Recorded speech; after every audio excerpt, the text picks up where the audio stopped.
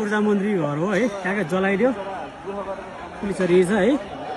उता चाहिँ शेरबहादुर घर हो, पछाडि छ त्यहाँ चाहिँ 300-400 पुलिस छ।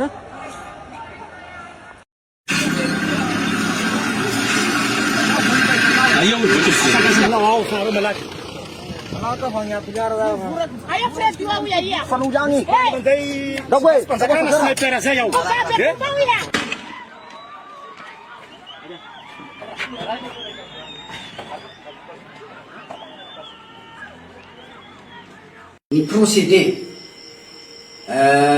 taktika tamin'ny gestion démocratique des foules tamin'ny fanaparitana sy ny fanalana sakana izany hoe tsy nisy ny fampiasana basy tao anatin'izany fa bomba mandatsa-dranomaso ihany no nampiasain'ny mpitandro filaminana.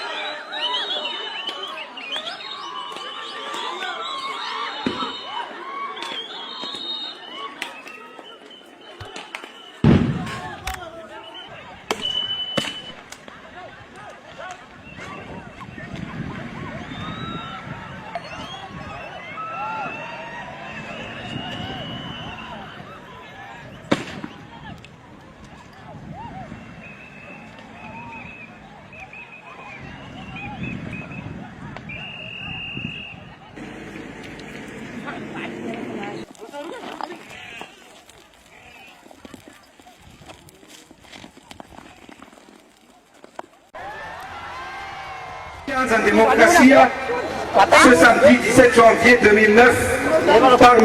André Razuel, premier magistrat et maire de la commune urbaine. Quand on en arrive,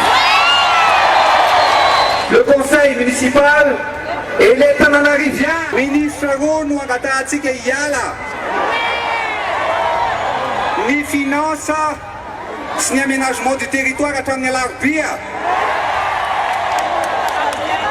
Ni voalohany dia mampiasa ny volam-bahoaka amin'ny tsirariny, amin'ny tsintsiny, satria mieritreritra izy fa volana izy io dia izay tiany hanaovana azy. Voesoritsika ve ny ministre ny aménagement territoire? Voesorina ve ny ministre ny finance? Tsy eketsika ve ny varotana ny tany? Voesoritsika ve ny MPS? Ny zavatra nitrandrahana ametrahana amin'ny toeran'ny président André Rajoelina dia izao. Oka halalaka ny famoahan-kevitra na ara-politika na ara-ekonomika na inona ataon'ny vahoaka indrindra liberté d'expression omena ny mpanao gazety. Oka zava hangarahara ny fitantanam-bola amin'ny mpanjakana sy ny orinasa tsy miankina amin'ny fanjakana tsy fangaro. Oka ny sehatra ny fifandraisana ohatra na voenjika ny ministre ny poste tamin'ny fotoan'androny mba ataovy mangarahara ny communication isy ny fifandraisana ara-pomba. Am'izao ohatra ny foanana daholo rehefa zahay tonga amin'ny fitondrana le zavatra nitakinay tamin'izany fotoan'izany zay no manafona azy. Indrindra rehefa nitsangana ny tetezamita tamin'ny 17 mars 2009 zahay nanao le dinika santatra, dinika fototra, dinika nasionaly. Zaho mihitsy nitarika ny bureau ny dinika tao amin'ny faritra Sava district anankefatra nandrindra ny fandarana ny fivoriana tamin'izany nandritra ny 2 andro. Fa amin'izao tsy misy mpitondra tiditra amin'izany sehatra